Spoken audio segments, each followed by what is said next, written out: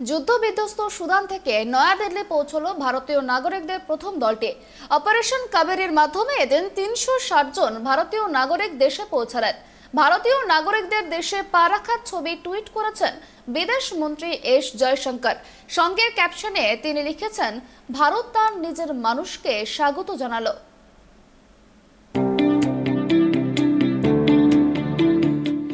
যুদ্ধ বিধ্বস্ত সুদান থেকে নয়াদিল্লি পৌঁছালো ৩৬০ জন ভারতীয় নাগরিক। অপারেশন কাবেরী ৩৬০ জন ভারতীয় নাগরিককে স্বদেশে ফিরিয়ে নিয়ে আসলো। দিন কয়েক আগে সুদান থেকে ভারতীয় নাগরিকদের নিরাপদ এলাকায় সরিয়ে নিয়ে যাওয়ার বিষয়ে সৌদি আরবের বিদেশ মন্ত্রীর সঙ্গে কথা বলেছিলেন জয়শঙ্কর। শুক্রবার সুদানের নিরাপত্তা পরিস্থিতি পর্যালোচনা করতে একটি উচ্চ পর্যায়ের বৈঠক করেন প্রধানমন্ত্রী Narendra Modi.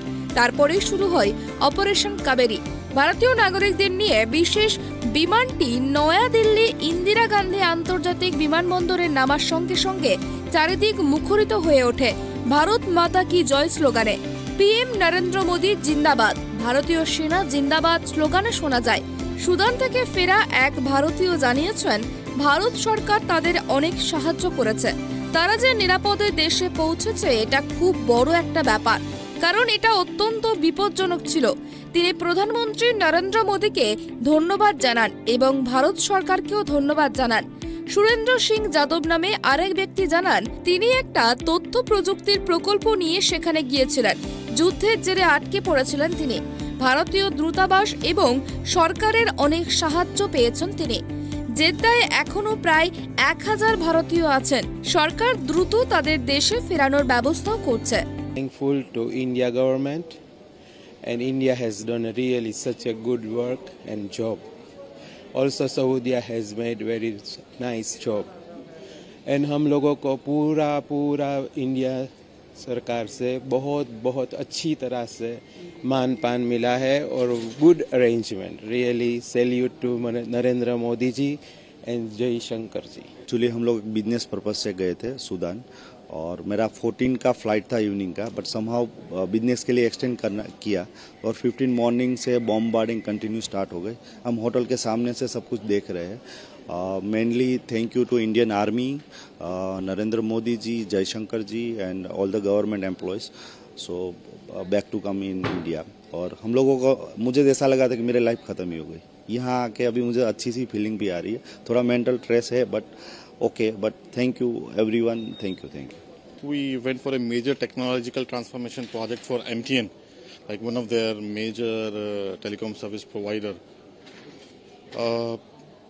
It was like okay for first 3 weeks, we didn't find any issues, but suddenly on April 15th, the fight started between their military and paramilitary, and it was completely like kind of an armed conflict. Like we were in a war zone, and it was everybody was threatened, and everybody was fear of life, and like people have started fleeing Khartoum, including their own localites.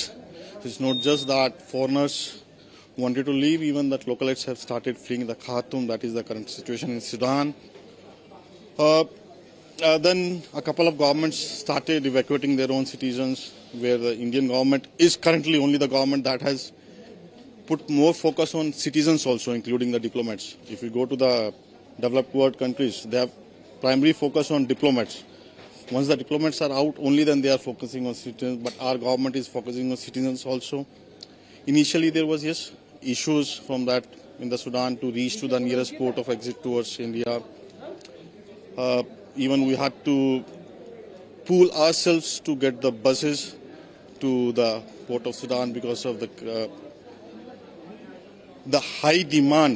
So we were trying, everybody was trying, okay, let's, whosoever can get it, do it and reach it there. Don't wait for that embassies to do it, because it may take another 2, 3, 4 days extra. Because of that, it was really high demand.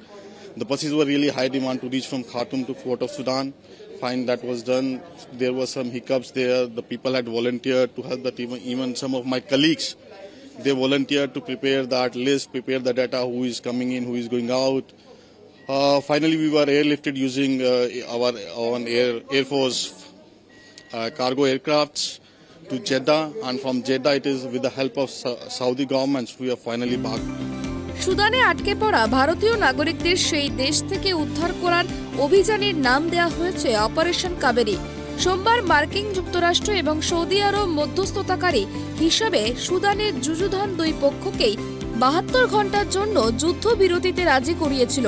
ওই সময়কালে বিভিন্ন দেশ সেই দেশে আটকে পড়া তাদের নিজ নিজ নাগরিকদের দেশে ফিরিয়ে নিয়ে আসবে এমনই চুক্তি হয়েছিল।